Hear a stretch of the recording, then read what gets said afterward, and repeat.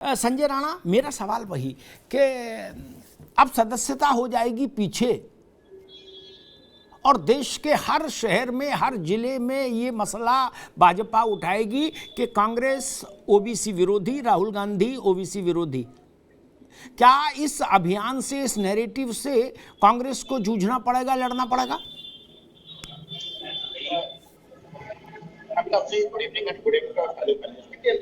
सार्वजनिक जीवन में समझ के कोई नहीं और हमें सोच समझ के कोई भी वाणी आप बोलते हैं तो सोच समझ के बोलना चाहिए। देखिए, ऐसा होता है कि आपको बोलना और करना और दोनों अलग चीजें होती है। जब आप कानून का ज्ञान ना हो तो कानून के दायरे में, कानून के अंदर रह के कोई काम किया जाए तो हमेशा अच्छा होता है। देखिए, राहुल गांधी के सलाहकार कौन है मुझे नहीं पता है, कौन एडवाइजर है मुझे नहीं पता, किस तरह की सलाह देते हैं मुझे नहीं पता है, लेकिन मुझे ऐसा लगता है कि जो सलाहकार है उनको बदलने की जरूरत है। अब आते हैं मुख्य प्रश्न में जो आपने पूछा है कि इसका भारतीय जनता पार्टी कहीं ना कहीं उपयोग करेगी। बिल्कुल उपयोग करेगी। देखिए, एक बहुत बड़ा वर्ग है ओबीसी हिंदुस्तान के अंदर और प्रधानमंत्री मोदी ओबीसी वर्ग से आते हैं और उसको बनाने की कोशिश जरूर से भारतीय जनता पार्टी करेगी और कहीं ना कहीं इसका खामियाजा ना कांग्रेस पार्टी को भुगतना पड़ेगा। विपक्षी एकता का उपक्रम, जतन भी इसी नैरेटिव से अस्त व्यस्त हो जाएगा। क्षेत्रीय दलों के लिए बहुत मुश्किल होगा ओबीसी प्राइड के इशू के खिलाफ खड़े हो जाना, क्योंकि कांग्रेस तो कह रही है कि राहुल जी ने सच बोला, सच की सजा मिली। इसका मतलब सारे मोदी चोर, ये सच बोला तो सजा मिली तो हटा दिया गया लोकसभा से। अब इसमें सपा कैसे खड़ी हो पाएगी चुनाव में? आज बोलना अलग बात है, प्रेस कॉन्फ्रेंस बाइट देना। नीतीश बाबू कैसे खड़े हो सकते? ओबीसी सबको चाहिए। एक मसला है। प्रशांत पटेल जी, आपको क्या लगता है कि ये जो आपने नैरेटिव सेट किया है, जिसमें आपके राष्ट्रीय अध्यक्ष खुद उतरे और उसके बाद फिर भूपेंद्र यादव से लेके और केशव मौर्य तक पूरी जो लीडरशिप है उसको उतारा गया ओबीसी की, कि भाई इसमें ये नैरेटिव सेट होना चाहिए कि गांधी परिवार ओबीसी के खिलाफ है। आपको लगता है कि 24 के चुनाव में ये एक बड़ा मुद्दा बना लेंगे आप?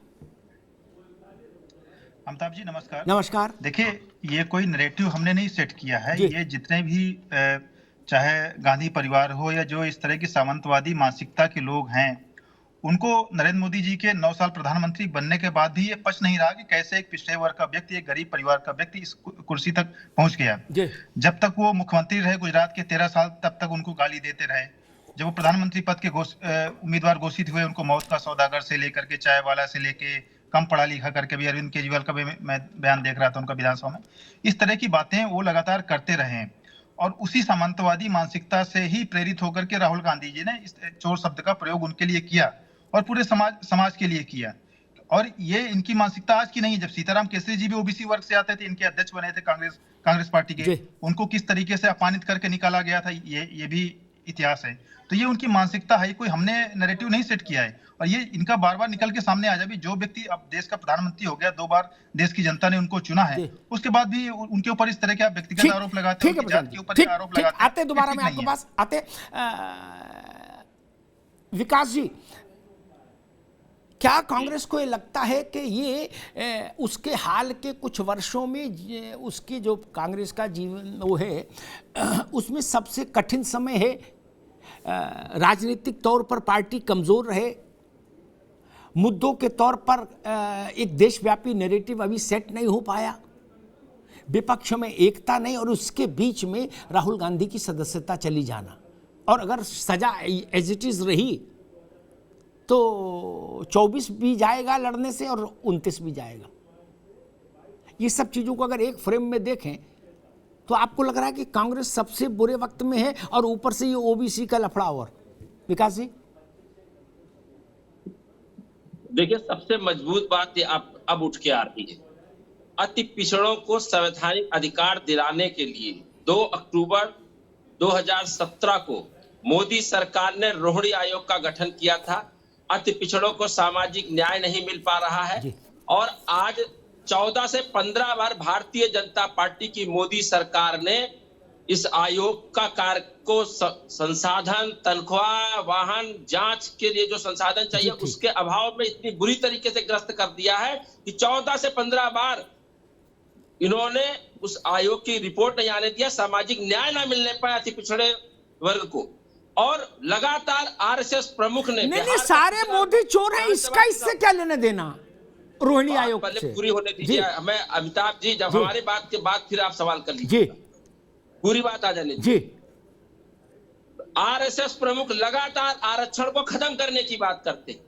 संवैधानिक उत्तर प्रदेश में 400 पन्ने की जस्टिस राघवेंद्र कमेटी की रिपोर्ट 2017 के विधानसभा चुनाव में ही आ चुकी है। उसके बाद सदन में रखी गई कि अति पिछड़ों को सामाजिक न्याय दिलाने के लिए पिछड़ा, अति पिछड़ा, सर्वाधिक पिछड़ा में कैटेगराइज किया जाए।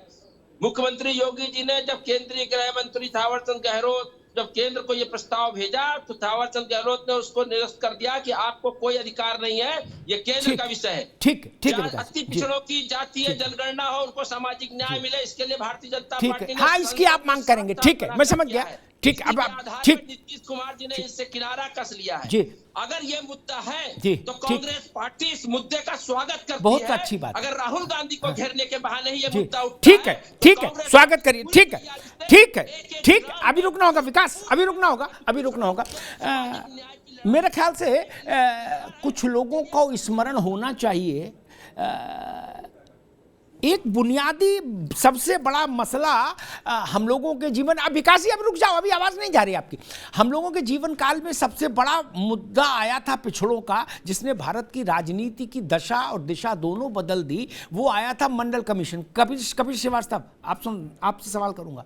ठीक, जब विश्वनाथ प्रताप ने मंडल कमीशन की रिपोर्ट लागू की तो राजीव गांधी की लीडरशिप में कांग्रेस ने जो रुख लिया, कपिल जी सुनिएगा, है उस रुख के बाद से कांग्रेस कभी मजबूत हो ही नहीं पाई। हर दिन उसका वजन घटा, उठा के पार्लियामेंट में, लोकसभा में कांग्रेस की स्पीचेस देख लीजिए राजीव गांधी की। ठीक, उस दिन से पिछड़ा उससे हटा तो आज तक जुड़ा नहीं, और वहीं से फिर सबका उदय हो गया।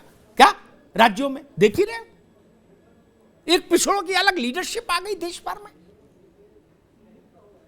लेकिन कांग्रेस का उस दिन से, जिस दिन राजीव गांधी की लीडरशिप में मंडल पर जो बहस हुई लोकसभा में, उसमें कांग्रेस ने विचित्र रुख लिया। उसी दिन से परिस्थिति बन गई। अब जब ये हिंदी हार्टलैंड में या साउथ बेल्ट में, ओबीसी तो हर जगह प्रभावशाली है, कपिल श्रीवास्तव, क्या होगा? सारे मोदी चोर हैं। भाजपा ने तो एक ही लाइन पकड़ ली। आज योगी आदित्यनाथ ने कहा भी बनारस में कि पिछड़े का बेटा प्रधानमंत्री बने, कांग्रेस को यह मंजूर नहीं। तो अब तो नैरेटिव ही सेट हो गया ना, तब क्या करिएगा? और कांग्रेस ये कही रही है कि हमने सही सच बोला राहुल गांधी ने, इसका मतलब कांग्रेस उस पर टिकी है। कपिल जी, दो बात कहें जी। इसको ओबीसी के सेंटिमेंट से जोड़ा ही नहीं जा सकता। अच्छा, क्यों? क्योंकि भारतीय जनता पार्टी एक बात के लिए नहीं तैयार है, जो हमारे देश के ओबीसी नेता हैं जिन्होंने कहा जातीय जनगणना होनी चाहिए, तो ये कहते हैं नहीं होगी। वहां आप सीधे हितबद्धता की जहां बात है वहां आप खड़े नहीं हैं जी। जब उत्तर प्रदेश में 69,000 शिक्षकों की भर्ती होती है तो 27% आरक्षण की जगह आप मात्र 4% का आरक्षण देते हैं, और 23% आरक्षण आप खत्म कर देते हैं। और पिछड़ा वर्ग आयोग जो संवैधानिक संस्था है आपके प्रदेश की, उसका जब अध्यक्ष कहता है कि नहीं ये गलत हुआ है, तो आप उसको हटा देते हैं। तो ये एक बड़ा प्रश्न। और दूसरी चीज कह दूं, मोदी जी ने अपनी टाइटल को 2004 में, जब वो गुजरात के सीएम थे, तब उन्होंने उसे ओबीसी घोषित कराया था।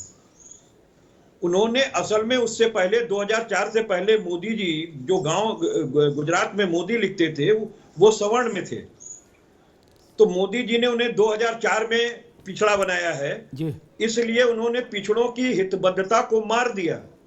अच्छा, ये कौम पिछड़ी थी ही नहीं। सुशील मोदी पिछड़े 2004 में बने बिहार में। कपिल श्रीवास्तव, सुशील मोदी 2004 में पिछड़े बने थे क्या बिहार में? मैं आपको बार बार कहाँ की जानकारी, गुजरात के अंदर की बात कर रहा हूँ मैं। गुजरात भी तो मोदी है, वो भी तो मोदी है भैया।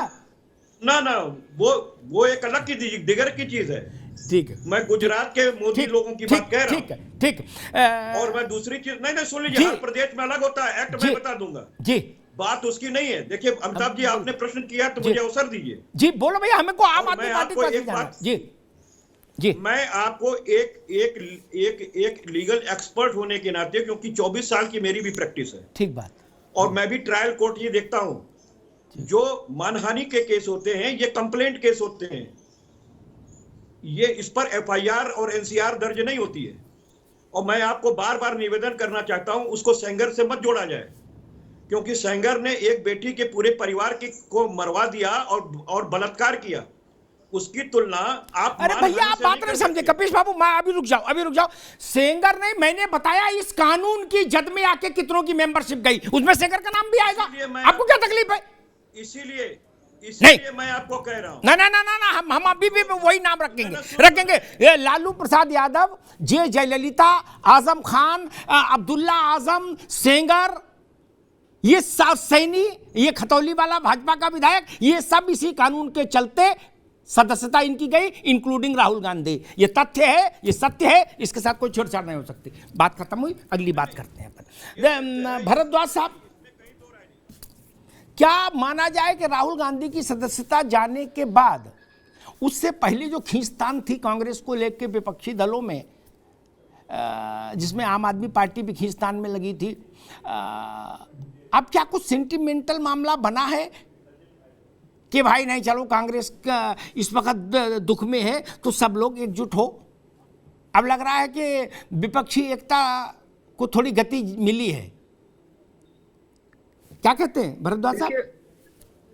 देखिए अमिताभ जी, सवाल राहुल गांधी का नहीं। अच्छा फिर किसका भैया? आज तो उन्हीं पर चर्चा हो रही है, सवाल किसका है?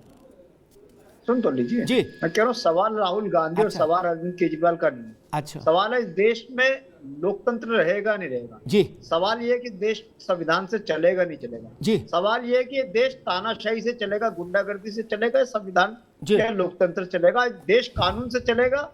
ये एक बहुत बड़ा सवाल है कि कानून सबके लिए बराबर होने चाहिए। जो कानून राहुल गांधी पे लागू होता है वही कानून नरेंद्र मोदी पे लागू होता है। जो कानून मनीष सिसोदिया पे लागू होता है वही कानून गौतम अडानी पे भी लागू होता है। लेकिन वो कह रहा है इस देश में दो तरीके के कानून चल रहे हैं। अच्छा। एक विपक्षी नेताओं के खिलाफ चल रहा है और एक भारतीय जनता पार्टी के नेता और उनके समर्थकों के खिलाफ चल रहा है।